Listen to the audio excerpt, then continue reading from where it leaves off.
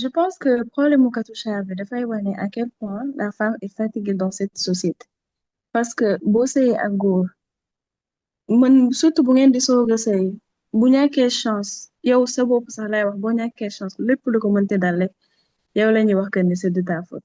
Et Dieu dans tout ça et le destin dans tout ça da ngay sëy ak nit mu ñàkk liggéeyam ñu ne waa da nga ay gaaf et lan moo tax poids wu ay gaaf bi yëpp si ku jigéen ki lañ koy teg jamais si ku góor ki loolu jaaxal na mu torop.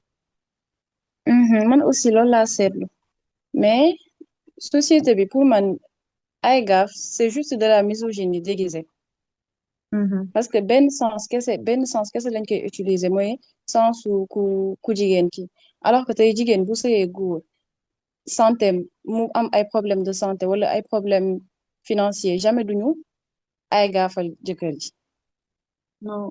du coup c'est pour man c'est juste de la misogynie. Et même le fait que nit di nekk ci ay jafe-jafe si yàlla la en fait ku nekk di nga am say épreuve parfois na la jox ba mu bëri parfois mën na wàññi li mu la doon jox pourquoi c'est automatiquement à cause de la personne avec qui tu es que yoratoo dara pourquoi.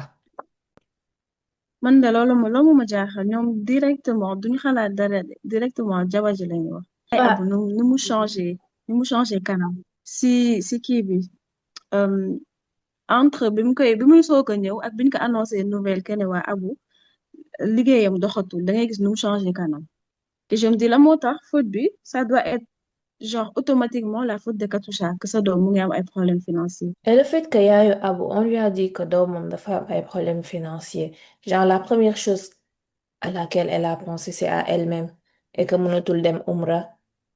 Elle n'a pas pensé à santé Mhm, mentale doomam wala nan la doomam di dundee problème bi non. Elle a pensé à mhm. elle-même et elle a essayé de trouver enfin, je sais pas, une coupable. Nee na Katusha la directement. yaay yi ci série bi yëpp dañu am problème boobu et des fois c'est même pénible à regarder tellement duñu supporter seen doom yi amuñu benn relation ak seen doom yi lu dul di leen teg pression ci seen ay intérêt personnel Mais lii nii si société africaine nga koy dama gën a gisee où les parents utilisent les enfants. Genre, il n'y a pas d'amour, tu n'as même pas le droit d'avoir des difficultés parce que ñoom seen bopp la ñuy xalaat et comment tu peux les servir, c'est tout. Je pense que même en dehors des parents, mën nañu gis tamit si frère ñoom Taïru bi. Gis nga nit, Mm. ah, d'habitude, considération bu mu lay jox, ay respect bu mu lay jox, ça dépend de toi ce que tu peux lui apporter. Jamais yow qui tu es en tant que personne, yow genre duñu fonk relation bi parce que waa da ngeen bokk yaay da ngeen bokk papa non non non yow da nga leen war a apporter dara boo leen apporter dara directement rek yow amatoo valeur tu n'existes plus et ça en tout cas c'est très triste. C'est même pas musoo leen apporter dara genre yow bi nga doon am li nga am yëpp yaa ngi ko bokk na ñoom mais boo demee ba ñàkk rek c'est comme si tu n'as jamais existé t'es la pire personne au monde ça se voit que les gens ne valorisent pas l'être humain genre nekkuñu Mm, di gis nit yi ils voient juste le prolongement de leurs désirs et de leurs besoins. c'est très dommage en tout cas yaay abu nu mu réagir man su ma nekkoon doomam dina am lu ma metti torop. baadoola bi Ouais. fi mère bi boole attaqué Katusha et elle l'a dit devant elle genre kii nga takk ko yàggul dara nga nekk si ay jafe-jafe xawma wala dañu war a xool lii bi man je sais pas yéen ñi je sais pas ndax dof lañ ko mën a jàppee xawma. Katusha aussi dina jàng que ne sa yaayu jëkkër jamais du nekk sa yaay Mhm. belle-mère jamais du nekk sa yaay moom dafa ñëwoon yaakaaroon ne que ni voilà daf ko jàppee comme doomam mais loolu relation yu ci bari façade la rek. du bermer yëpp ñooy ñëw rek di la bañ wala dara mais balaa ngay yow yaa Mm-mm. ngi soog a sëy sa balaa ngay commencé def ay confession di li il faut nga xool nit ki il faut ngeen yàgg nga xool vraiment ba xam kii lu muy wax dëggu na si moom le fait que mu ne waa dama la Mhm. jàppee comme sama doom bu mu la ñëw wax la ko rek nga gëm ko xoolal relation bi nan lay évoluer balaa nga koy jox yenn confiance yi nii. Su la jàppee comme doomam vraiment c'est pas à toi d'aller raconter les problèmes de ton mari à sa mère. C'est un Non. adulte Mm-mm. am na même mère bi lu mu la bëgg lu mu la jàppee boppam suturaalal ki nga nekkal c'est à lui de décider s'il est prêt Mhm. à raconter sa vie ou pas sa problème de couple sa problème mu jëkkër sa yoonu belle-mère nekku si. Je pense que te foofu yoonu dafa benn def erreur ndax sa diggante jëkkër ak yaayam jamais bul si dugg jamais sinon yaa ci des. Abu moo njëkk ay gaafal Katusha même avant yaayam di ko ay gaafal mu ngi softi leen ci affaire bi waa man sama yaay sax nee woon na ma xawma lan su ma la takkee fa mu ngi ko doon commencé wax daal di ko xaw a ay gaafal tuuti tuuti mais nangu woon affaire bi jëm kaw. dafa am ay difficulté mais Abu nañu wax aussi moom si yan baay la nekk est-ce que lu muy def déjà c'est licite d'abord. Mhm. Ndax boobu ba léegi mu ngi wax que ni waa dama am ay difficulté mais Abu lu muy liggéey exactement peut-être loolu buñ ko xamee dinañ xam ne Katusha ayul gaaf de moom moo nekk si ay euh, ci ay délire yoo xam ne ni c'est pas permis par la loi c'est facile daal. ab mi Je dafay pense raar. que Abu 10 millions yu mu yónnee woon la wan na ñëpp que ne amul éducation financière du coup bu ñàkkee xaalisam waru bett kenn. Et là, peut-être Katusha, je aussi sais pas si, dafa parier perte xaalisam c'est peut-être. possible Et de. Katusha, je ne sais pas si elle a un travail, mais elle va prendre soin de son mari, ça c'est sûr. Qu'elle soit Mhm. prête. Katusha demul fenn te moom yaay ma gën a dof ñëpp donc mu mën a mais yaay ji bu problème. Abu pauvre est-ce que du changer kanam. bañ a changé quand même. ni muy traité mu nii la koy traité de. Mhm. Ay, non, mais il y a un problème avec les mamans de cette série. Je sais pas c'est quoi le souci, mais yaay amuñu zéro yërmande si seen doom. Seen bopp rek la ñuy xalaat. ñoom ay machine lañ jàppee seen doom Mhm. ay machine yu leen di jox xaalis rek boo munul ñu wax la sa bopp. Mais dégg Sénégal la aussi loolu bari na fa de ñu bari dañuy am ay doom pour xalaat la leen xale yi mën defal genre oui xale bi su màggee teral ma su màggee defal ma di léegi kooku su màggee tekkiwul teralu la qu'est-ce que tu vas faire kooku échec la xale bi su deewee avant muy màgg sax yow qu'est-ce que tu vas faire et en tout ils se cas loolu posent yëpp jamais jar la na bàyyi question xel. de donner la meilleure vie à leurs enfants lan laa mën defal samay doom non ñoom lan la xale bi mën def pour ñoom rek la ñuy xalaat gars yi dañuy jur doom pour ku leen di pour jur ñu leen servir ëllëg et je trouve pas que c'est ça. Mhm. Je me dis que pour xale bi nekk en mesure de se donner bu màggee il faut yow nga jox ko moom bu nekkee xale like jox ko avenir bu préparer ko avenir bu gën éducation bu baax yow il faut nga tabaxal sa doom pour sa doom moom bu màggee mu mën a stable ba di la jox en retour mais loolu yëpp duñ si bàyyi xel. Mhm. Et parfois ñoo xam ne ils n'ont même pas fait ça pour leurs propres parents ñoo am attente yooyu noonu ci seen ay doom Mhm, ok xale bi su màggee teral la mais yow màgg nga teraloo say waajur au contraire parfois tu vis même encore chez eux mais tu vas faire des enfants pour buñ màggee teral la. tu as touché l'ego des gens en tout cas. Ah oui, ils savent pas que les parents les enfants parentifiés là tu vas le payer très cher à l'âge adulte. Donc mooy ñi màgg ñooy ñi am parcours yu brillant dem ba màgg stagné wala leneen ak yeneen parce que on leur doit une enfance ils l'ont pas eu et ils vont le chercher à l'âge adulte. Mhm. L'éducation que tu as reçue en étant jeune tu vas le payer à l'âge adulte et su fekkee yow dañ laa def Mhm. magu kër gi yaa war a gérer émotion wu nit yi ak yaa war a xool na wutee xaalis pour jàppale leen ma belle prépare-toi. Des fois aussi il faut que ñuy bàyyi xel ni doom tamit danga ko war a teral de Mhm. doom danga ko war a teral keroog may gis benn TikTok benn xale bu jigéen mu koy kaas nee na maman sénégalaise yi jamais du gis ñu xëy rek dressé seen table yi juste pour seen doom yi mais juste pour seen jëkkër yi kay def ñoom li baax sax des fois doomu jàmbur lañ koy gën a yéene que seen ay propre doom man Sénégal seen mécanisme boobu jaaxal na ma des fois dañuy privilégier ay étranger wala mbokk boo xam ne ni jegewul noonu sax au détriment de leurs propres enfants Mhm. mais nit loolu aussi mooy nañ ci wane bàyyi ne xel doom loolu aussi nawle la. loolu danga kii lii day ça se traduit par nombre de jeunes adultes yi nga xam ne ñoom ñëpp am ay difficultés parce que xale mënoo ko teg ci yenn conditions yi ba pare nga bàyyi ko mu dem noonu yaakaar ne ça va être facile pour lui non non. Ce sera pas facile. Tu vas le payer. Tu vas le payer. Et si tu as la chance d'avoir des gens pour t'aider, di nga si mën génn. Sinon, ce sera compliqué pour toi à l'âge adulte. Parce que yow da nga judd rek sonn. Nit dañuy dem la âge adulte commencer di dund adulte yow depuis xale yaa ngi koy dund. Moo tax la plupart ils Mhm. sont en burn-out dañuy sonn dañuy am problème de santé mentale parce que liñ leen yan moo diis ci xale. Yaay Katusha mii nii gisul doomam mi comme ay nit ay porte-monnaie ambulant la leen di gisee ñi koy servir mu aj leen ci kaw ñi ci des mu leen di tuutal tous les jours ñeneen ak ñeneen même chose Mhm. c'est pas da ça ngay xool différence de traitement entre doom bi koy servir ak doom bi ko serviru ça fait deux. ça fait deux. Du coup da ngay jur doom ba pare après yow avec ça da ngay décider xale bi bu màggee xale bi bu ma joxul en retour nii laa koy traité alors que kooku bi nga koy jur tàgguwoo c'est très injuste. J'espère que ak série bi nu mu ci kiiwee lumière nii nu mu ci tegee lumière nit ñu bari dinañ xoolaat seen bopp ak seen comportement.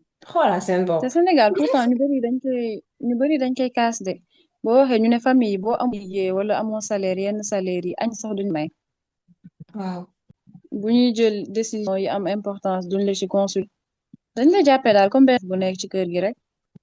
Parce que sa valeur yow li nga leen di jox ak li nga leen di defaral foofu la sa valeur nekk.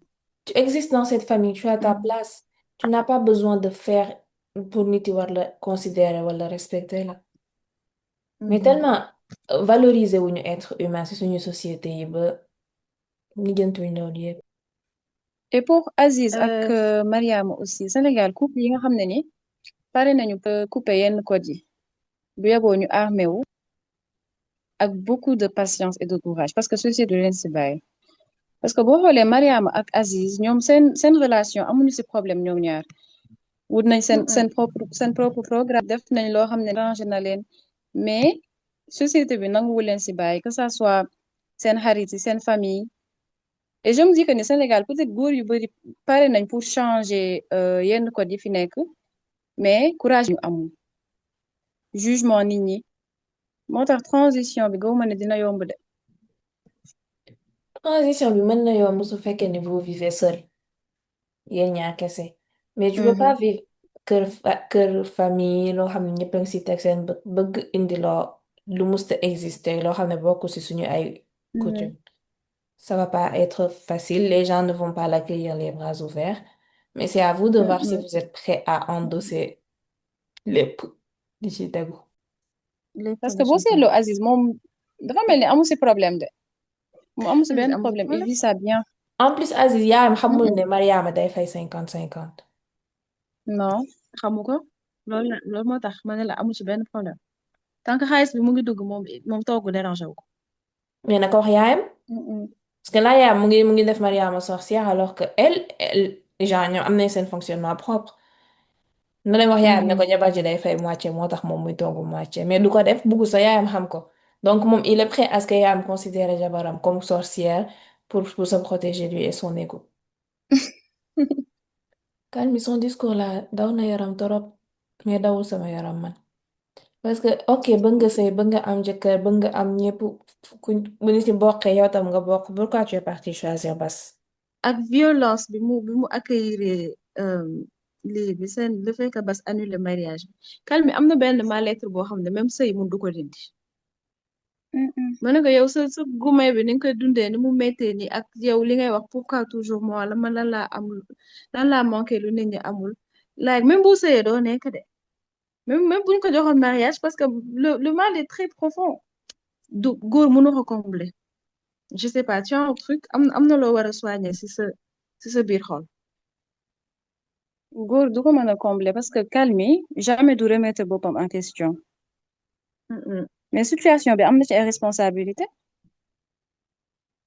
yow góor déjà boo xam ne ni seen relation ci ay fen la basé wu nga découvrir loolu tegal ko ultimatum takk ma moom aussi mu dem ba benn instant xam ne mënu ko nga ñëw bëgg a def sa boppu victime ba léegi ba li muy wax yëpp amul benn moment bu calmi toog remettre moom en question. Bas du wax dëgg te Bas il est très inspiré ci ay fenam.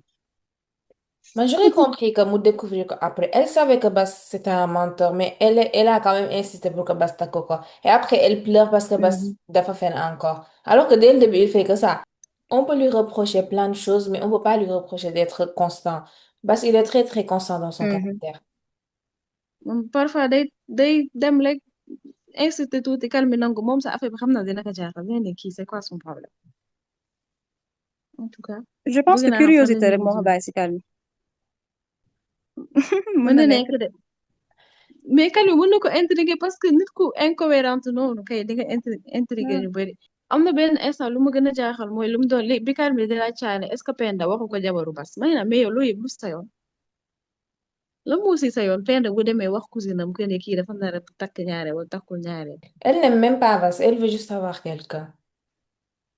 caane de jooyam bi moo xam lan la moom moo xam lu tax mu doon jooy moom moo xam la moo tax mu amee dépression Elle a senti la chose arriver. Aw mi du bàyyi jëkkëram ji. mhm Te Ousseynou people pleaser la moom il va pas se retirer. Mhm. il va pas se retirer mu ngi koy essayé may magu tayiru bi may na foofu tamit bu fa awa demee te dina neex moom mooy gën a nuru ak ñoom tempérament que Zeynab. mais en tout cas caane dana def attention de ki yaakaaruma dina bàyyi jëkkëram bi noonu Comment na nga mën a yéene elle sa va bopp pas takk suuf jigéenu Sénégal tam ñi si bañ seen bopp bari na de doon nga yéene sa bopp. alors que yow tu peux même avoir mieux que Ousseynou de mhm yow proposé nga ko sa bopp mën na la déedéet doy na ngay insister ba naan ko léegi nag gën ko ko yombal takk mu takk suuf en tout cas Ousseynou dama ne ma ko gisee nuruwuma kuy accepter mais on verra Nuruwul koy accepter de mais peut-être elle peut reprendre par les sentiments de. c'est possible Vu que daa nuru ko bari yërmande donc mën nañ ko chantage affectif vite fait bu fault. mhm am si gis nga bu muy dëkkee xale bu jigéen bi ci xaritam bi. mhm Xool na ko bu baax sax. en tout cas man mi sax xool naa ko Jabar ji xool na ko tamit.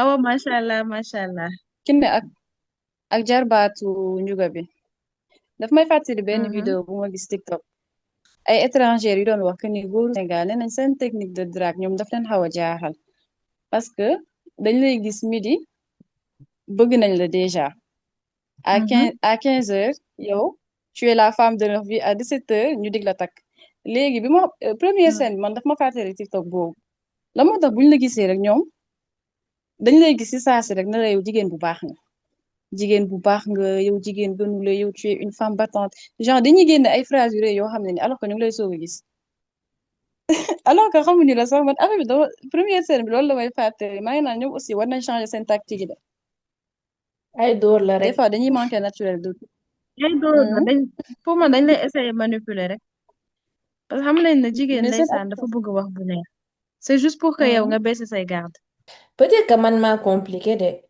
Mais comment elle s'est introduite au gars, comment elle disait oui, peut-être que man ki may takk xaw ma lan lan boobu ba léegi amuma. Hum, je pense pas que c'est la meilleure manière d'entamer une mais relation. ça série bi takk ma la tudd takk ma mais je takk pense ma que boo xam ne kay la mais majorité mais la majorité des femmes ci série bi elles sont désespérées parce que ñoom ñëpp à un certain moment wax nañ takk ma ñoom ñëpp ko wax mhm. Suñ leen takku ah lan moo leen di dal. buñ leen takkul ce n'est pas la fin du monde mais ñoom xamuñu loolu ñoo ngi leen di remercier bu baax n'hésitez pas à aimer la vidéo à partager et à liker